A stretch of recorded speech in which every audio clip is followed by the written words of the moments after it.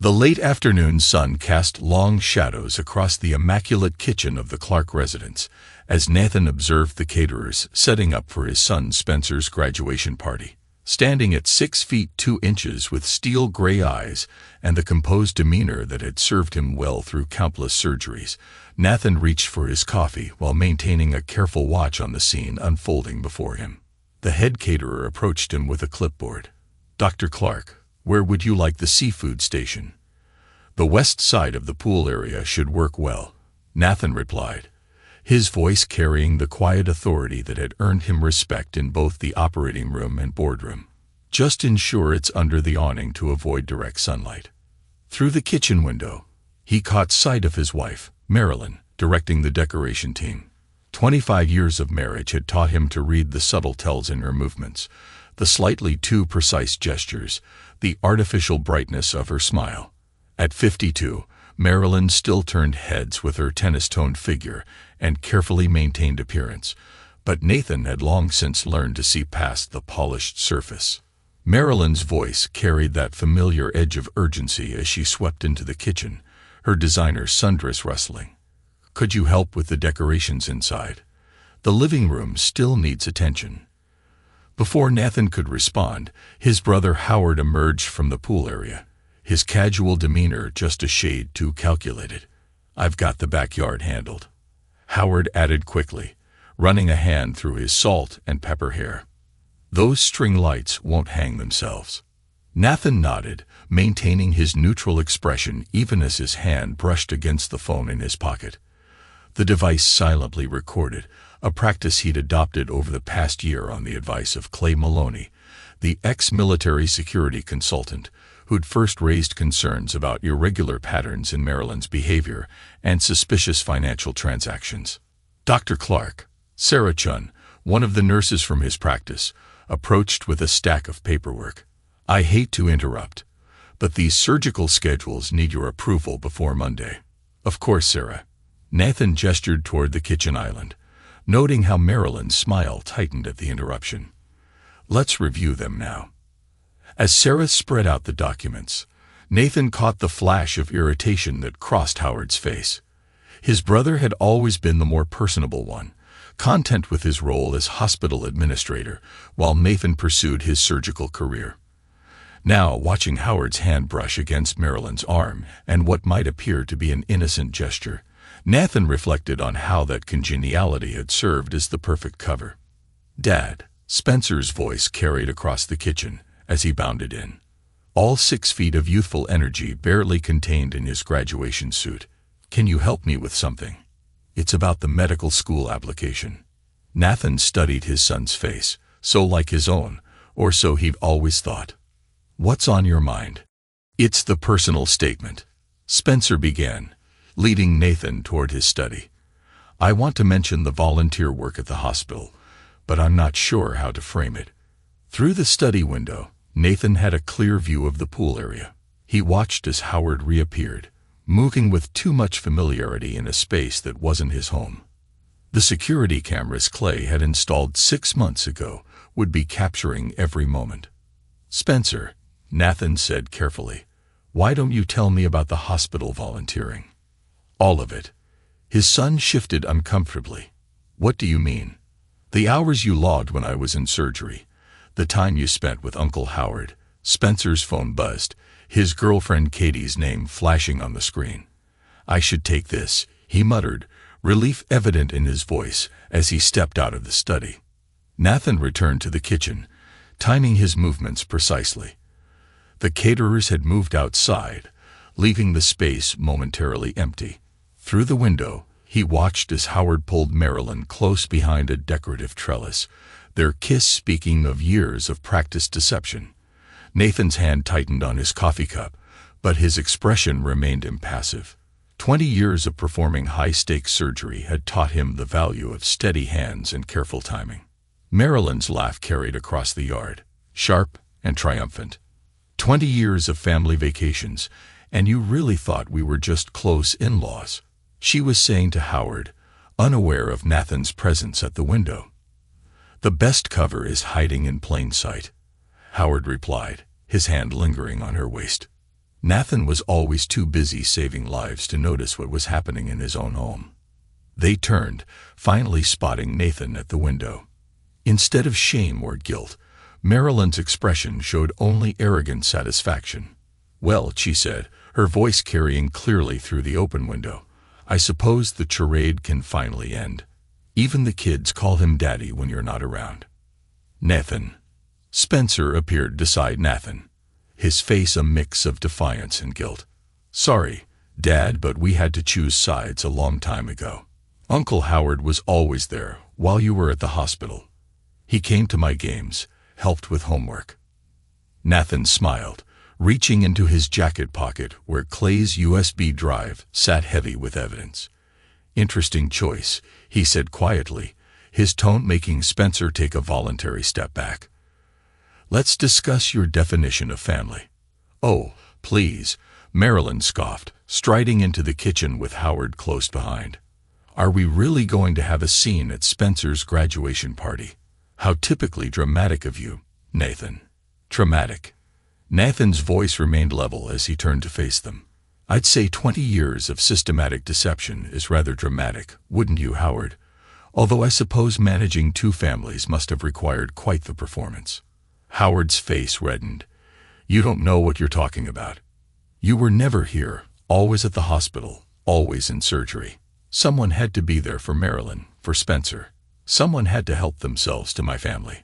"You mean?" Nathan's smile didn't reach his eyes. "And my accounts. The offshore transfers were a nice touch. Did you think being hospital administrator meant I wouldn't notice the financial irregularities?" "You're delusional," Marilyn snapped, but her hand trembled as she reached for her wine glass. "Howard has been more of a husband and father than you ever were." "Has he?" Nathan removed his phone from his pocket, playing a recording. Howard's voice filled the kitchen, discussing account numbers and transfer dates with Marilyn. Spencer's face paled. "Mom, what's he talking about?" "Your mother and uncle have been very busy," Nathan said calmly. "But then, you've known that for years, haven't you, Spencer? Those summer internships at the hospital weren't just about padding your medical school application. You've been spying on us, gathering evidence," Howard said, taking a step forward. "You think you can outsmart us." Nathan corrected. "There's a difference, though I suppose ethics was never your strong suit, brother." Marilyn's laugh turned bitter. "And what are you going to do with this supposed evidence? Ruin your son's graduation party? Destroy our family's reputation?" "Our family?" Nathan's voice carried a dangerous edge. "No, Marilyn, this stopped being our family a long time ago. You made your choice." He turned to Spencer. "And so did you." "Dad, please," Spencer began. But Nathan cut him off. "Save it. The party's over." Nathan moved toward the door, his voice carrying clearly. "Enjoy your celebration. Tomorrow, we begin discussing consequences." The silence that followed him was broken only by the sound of Marilyn's wineglass shattering against the kitchen floor. Nathan walked to his car, his steps measured and calm. In his pocket, his phone continued recording, capturing the panicked conversation that erupted behind him. Clay was waiting in a black SUV across the street, his military training evident in his alert posture. Everything recorded. Dr. Clark, every word. Nathan slid into the passenger seat. "Contact Morrison. Tell him to prepare the legal documents for tomorrow morning. 8 a.m. sharp." Clay confirmed, starting the engine. "The security team will have the house monitored all night." Nathan nodded, watching through the tinted windows as Howard emerged from the house, gesturing angrily as he spoke on his phone. 20 years of betrayal would end with precision timing, just like every surgery Nathan had ever performed. "One more thing," Nathan added as they pulled away from the curb. "Contact the hospital board. I think it's time for an emergency meeting about financial irregularities in the administration." The next morning dawned clear and bright, a sharp contrast to the storm about to break. Nathan arrived at precisely 8 a.m., Morrison's leather briefcase in one hand and Clay's USB drive in the other. Marilyn answered the door in her silk robe, her careful makeup not quite hiding the signs of a sleepless night. "What's this?" Her hand trembled as she took the envelope Nathan held out. "Divorce papers," he replied calmly, sliding the USB drive across the kitchen counter. "And this contains 20 years of surveillance footage, phone recordings, and bank transfers. Did you really think I wouldn't notice the money moving to offshore accounts?" "You can't prove anything," Marilyn snapped, but her face had gone pale as she stared at the drive. Every family vacation, every business trip with Howard, Spencer's college fund transfers, it's all there. Nathan stood, straightening his suit jacket. "You have 1 hour to leave the house. The locks change at 9. "You can't do this," Marilyn's voice rose. "This is my home." "Was your home," Nathan corrected. "Morrison will explain the temporary restraining order. I'd suggest reading it carefully, especially the part about electronic communications and financial transactions." "I'll fight you," she hissed. "Howard and I both will. You'll lose everything." Nathan paused at the door, looking back at the woman he'd once loved. "No, Marilyn, you already lost everything. You just didn't know it until now." As he walked to his car, Nathan heard Marilyn's angry sobs through the open window, but his steps didn't falter. In the surgical theater, hesitation meant death. In life, he'd learned it meant something worse: the slow death of dignity and self-respect. His phone buzzed, a text from Clay confirming that Howard had just received similar papers at his home. Nathan smiled as he started his car. "The first incision has been made. Now it's time to excise the cancer that has grown in my life," he thought, with the same precision he'd used to save countless patients. The war is just beginning, but Nathan Clark has never lost a battle he was prepared for, and I've been preparing for this one for a very long time. The morning sun cast harsh shadows across Ian McKinney's polished conference table as Howard paced the room. 1 week had passed since Nathan's devastating revelation, and the hospital administrator's usually confident demeanor had given way to barely contained panic. "He has everything," Howard muttered, running his hands through his disheveled hair. "The recordings, the transfers." "Sit down," McKinney commanded, his reputation for aggressive tactics evident in his shark-like smile. "This isn't my first case involving surveillance. Your brother may think he's clever, but you don't know Nathan." Marilyn interrupted, her designer outfit failing to hide the strain of the past week.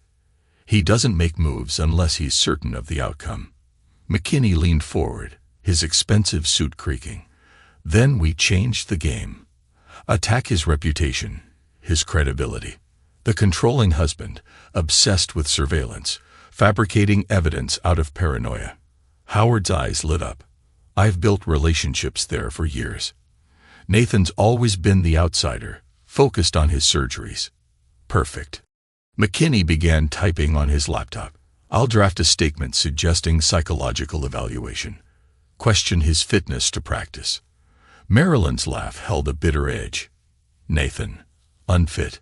He's performed more successful surgeries than any other doctor in the state. Success can feed obsession." McKinney countered. "Howard, set up a board meeting. Make it seem like you're concerned about your brother's mental state." The emergency board meeting was scheduled for the following day. Howard stood before the gathered members, his performance carefully calibrated to project worried sincerity. Nathan's always been obsessed with control. Howard told the assembled board members, his voice carrying just the right note of reluctant concern. These accusations, they're fabrications born from his inability to handle Marilyn's independence. Dr. Wade Rhodes, the board chairman who'd been quietly supporting Howard's administrative decisions for years, nodded sympathetically. "These are serious concerns, Howard. Perhaps a mandatory leave of absence." The boardroom door opened. Nathan walked in, Clay Maloney's imposing presence following with a laptop. Perfect timing. Nathan's voice cut through the murmurs. "I was hoping to discuss some financial irregularities myself." Howard's face paled. "This is a closed meeting about my mental health." Nathan smiled, the expression reminiscent of a surgeon before making the first incision. "Interesting timing. considering what Clay found in the hospital's auxiliary accounts. Clay connected the laptop to the presentation screen. Numbers began scrolling, followed by recordings.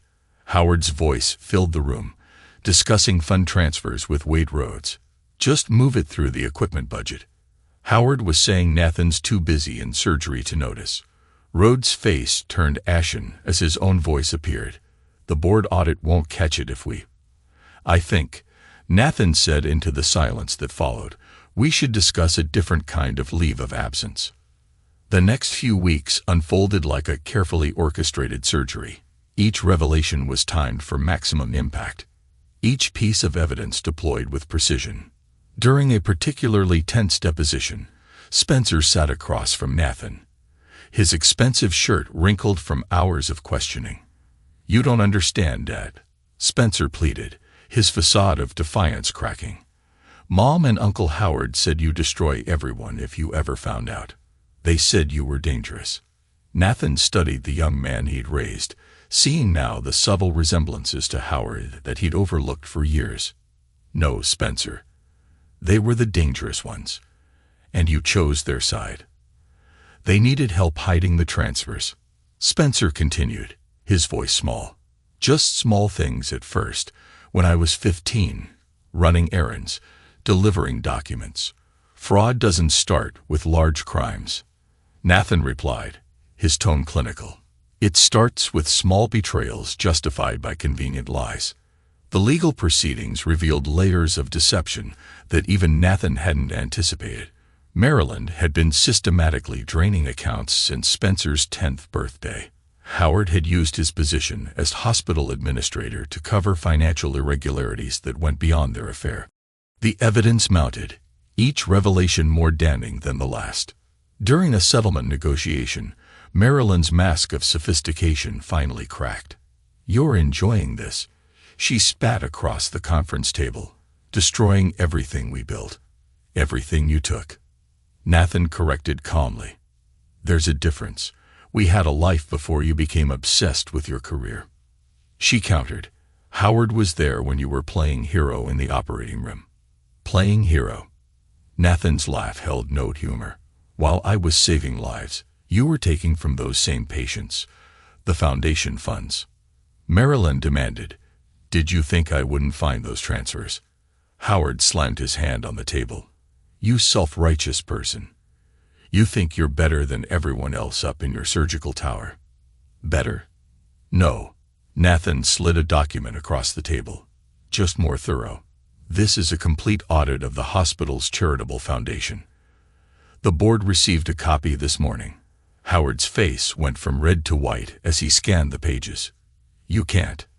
"The medical board received it too," Nathan continued. "They're particularly interested in the cancer research funds. Tell me, Howard, how many trials were delayed because you diverted their funding?" The investigation moved quickly after that. Howard's medical license was suspended, pending a full review. Marilyn's carefully cultivated social circle evaporated as evidence of her manipulations became public. Spencer, his college fund frozen due to evidence of his involvement in the financial fraud, watched his carefully planned future crumble. Nathan's divorce proceedings moved with the same precision he brought to his surgeries. Each attempt by Marilyn to claim assets was met with documented evidence of her deception. Howard's efforts to maintain his position at the hospital collapsed under the weight of forensic accounting. "You could show some mercy," Howard attempted during their final confrontation at the hospital. "We're still brothers." "Brothers," Nathan's voice could have been frozen glass. "You betrayed my trust, took from my patients, and corrupted my son. Biology doesn't excuse that. The patients were never at risk." Howard protested weakly. "The funds were always 6 months. Nathan cut him off. 6 months of delayed cancer trials because you diverted their funding. How many lives were affected by those delays?" "Howard." The hospital board's decision was unanimous. Howard's termination was followed by a referral to the state medical board for ethics violations. His career in hospital administration was effectively over. Marilyn's attempts to salvage her reputation fared no better. Her friends, many of them hospital board members' spouses, turned their backs as evidence emerged of her systematic manipulation. I hear she tried to join the country club committee. Nathan overheard one nurse telling another. They wouldn't even take her application. After what she did to those charity funds, the second nurse replied, she's lucky she's not in trouble. The final blow came when Nathan's lawyers revealed the extent of Spencer's involvement. The trust fund transfers, the falsified volunteer hours, the years of small betrayals that had grown into significant fraud.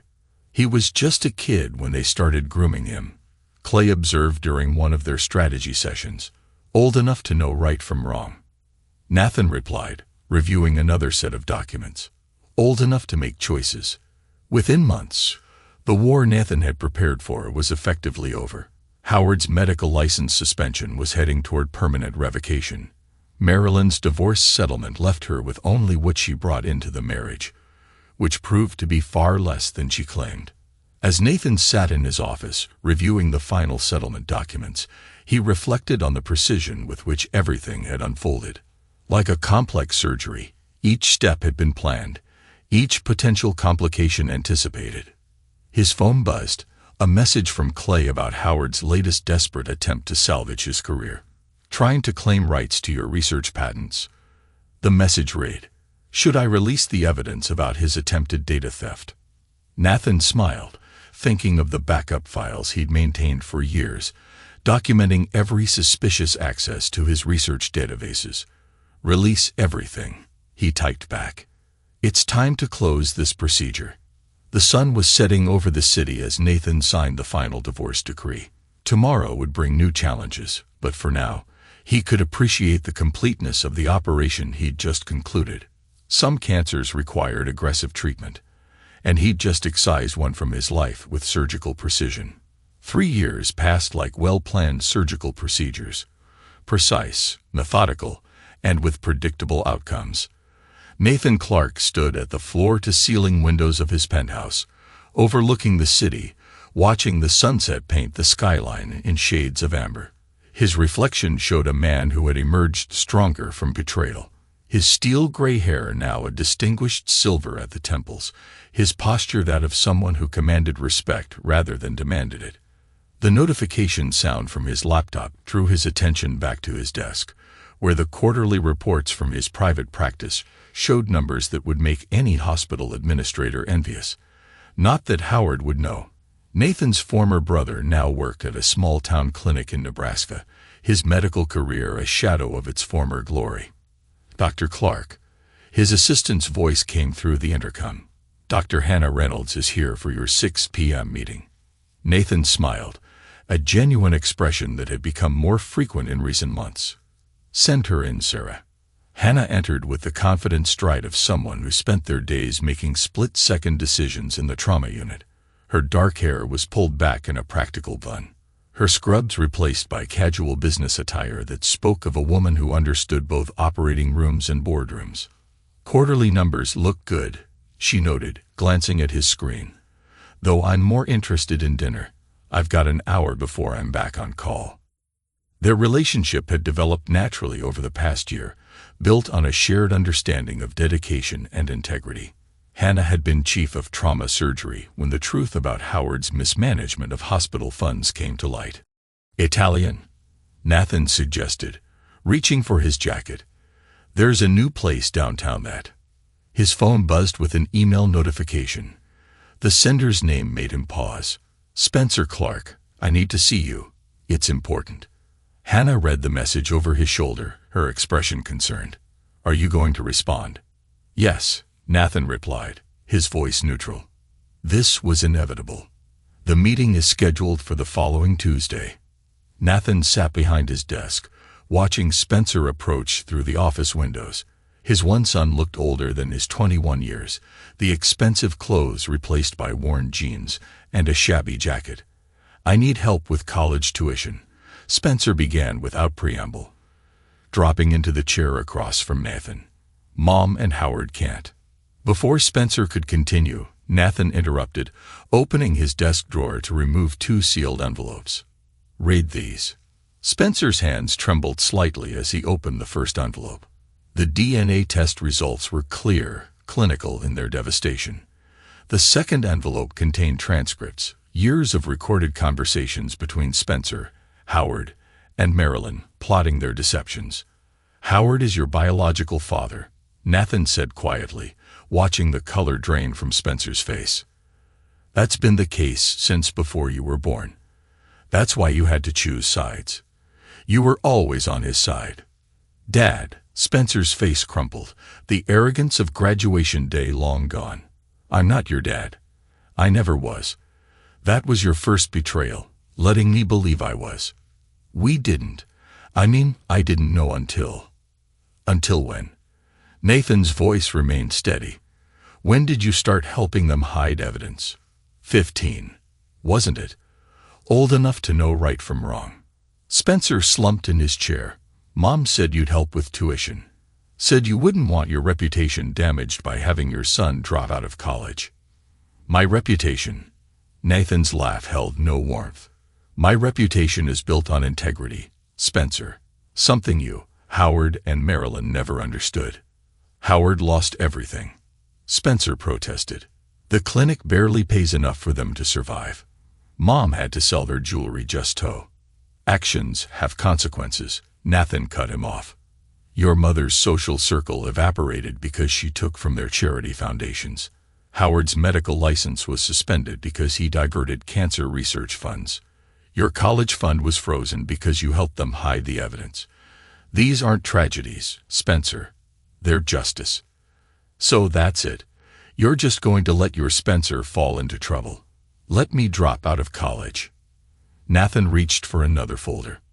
"These are the names of every cancer patient whose treatment was delayed because Howard diverted research funds. Read them. Understand what your real father did to people who trusted him with their lives." Spencer's hands shook as he scanned the list. "I didn't know." "You knew enough," Nathan replied. "Now you know more. Consider it your final lesson from me." As Spencer left the office, Nathan felt no remorse. His phone buzzed with a message from Hannah about dinner plans. On his desk, a photo of his new charitable foundation's first scholarship recipients, all children of cancer patients, reminded him that family wasn't always about blood. That evening, over dinner at their favorite restaurant, Hannah watched him with understanding eyes. "Spencer came by the trauma unit today," she said. "He asked if I could talk to you about reconsidering. And I told him that integrity isn't negotiable." Hannah's smile was fierce. He didn't like that answer. Nathan nodded, appreciating once again how well she understood him. Their relationship had grown from mutual respect into something deeper, built on shared values rather than decades of lies. The next morning brought news that Howard and Marilyn had made one final attempt to claim part of Nathan's new medical patents. The attempt failed spectacularly when Nathan's lawyers revealed evidence of Howard's previous attempts to steal research data. "They never learn," Clay Maloney commented, dropping the legal documents on Nathan's desk. "Still trying to take what isn't theirs." "Old habits," Nathan replied, signing the final restraining order that would prevent any future contact.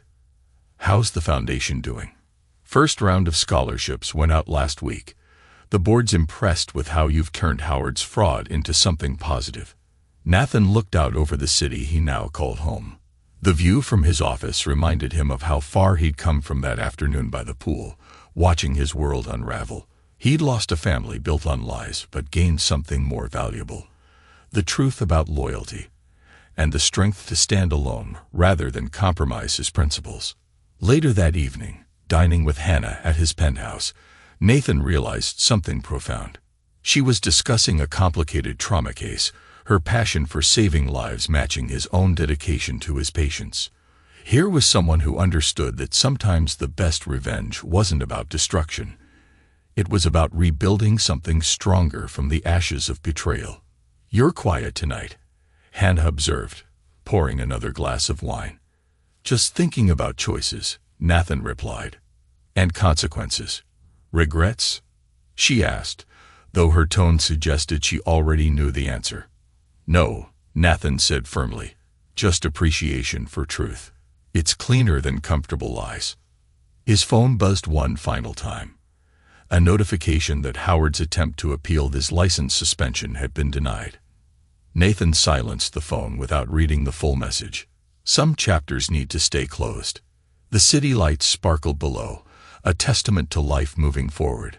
Nathan had rebuilt his world with the same precision he brought to his surgeries, cutting out the cancer of betrayal and ensuring it could never grow back. The emptiness of loss had been filled with something better: integrity, purpose, and the knowledge that sometimes the strongest families were the ones you chose, not the ones you were born into. As Hannah discussed plans for expanding the Foundation Scholarship Program, Nathan felt the last pieces of his old life fade into irrelevance. He had excised the cancer of betrayal from his life with surgical precision, and in its place, he had built something far more valuable: a life founded on truth, supported by integrity, and enriched by genuine connections. The price of betrayal had been high, but the rewards of honesty were proving to be worth every painful incision along the way. Epilogue. 5 years after the reckoning. The small-town clinic in Nebraska where Howard now worked barely resembled the prestigious hospital he once administered. The peeling paint and outdated equipment served as daily reminders of his fall from grace. At 58, his once commanding presence had deteriorated into that of a bitter man who treated routine cases of flu and minor injuries. "Dr. Andrews, your next patient is waiting," the receptionist called out, deliberately using Howard's mother's maiden name. After the scandal, he'd been forced to change it. The Clark name carried too much weight in medical circles, all of it negative. His office, a cramped room with fluorescent lighting, contained newspaper clippings he obsessively collected about Nathan's continued success. The most recent showed Nathan receiving a humanitarian award for his charitable foundation's work in providing medical care to underprivileged children. Marilyn, now showing every day of her 55 years, worked as a receptionist at a local dentist's office. Her designer clothes had been replaced by discount store finds. Her once perfect manicures now chipped and self-maintained. The other wives in town whispered about her past, the story of her betrayal having followed them even to this remote corner of Nebraska. "Did you see the society pages?" Marilyn asked Howard that evening in their rented 2-bedroom apartment. "Nathan and Hannah's foundation just opened another free clinic. They're expecting their first child."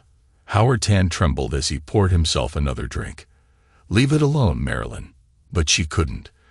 The laptop screen showed photos from a recent charity gala. Nathan distinguished in a tuxedo, Hannah elegantly showing her pregnancy. The article detailed their work: 3 free clinics, a scholarship program for medical students from underprivileged backgrounds, and a research foundation focusing on pediatric cancer funded partially by the settlement money from Howard's fraud case. Their own son, Spencer, had eventually completed his community college degree through night classes while working as a pharmacy technician.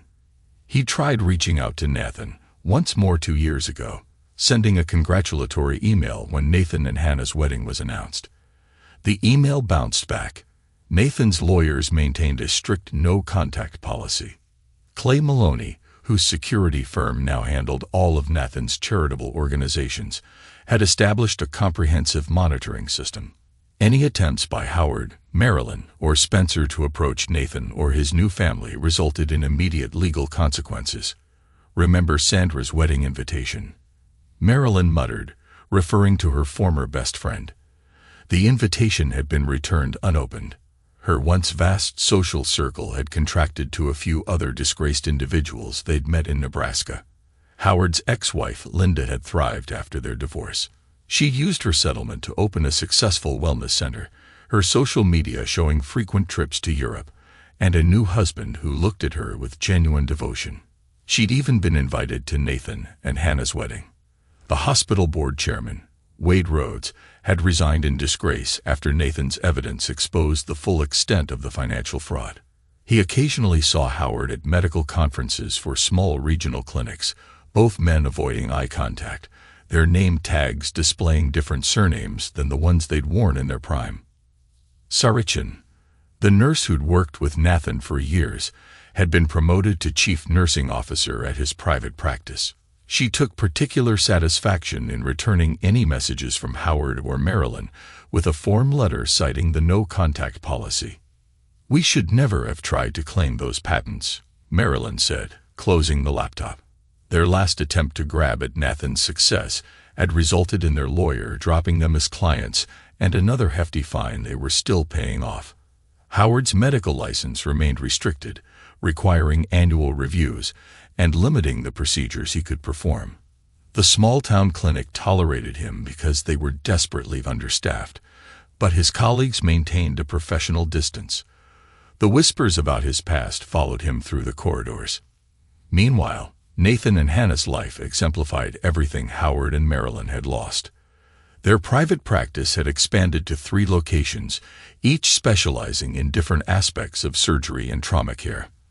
The Charitable Foundation, named after one of the cancer patients whose treatment had been delayed by Howard's fraud, provided hope to families facing medical crisis. Clay's security reports, which he still maintained out of professional thoroughness, painted a dismal picture of the conspirators' lives. Spencer worked double shifts to afford a small apartment, his dreams of medical school permanently shattered. He tried dating, but background checks by potential in-laws inevitably uncovered his past, ending relationships before they could develop.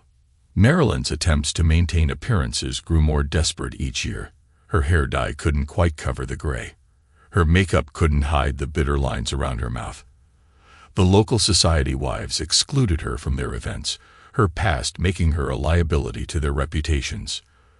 The final insult had come when Howard's mother changed her will before passing away, leaving her estate to a medical scholarship fund administered by Nathan's foundation.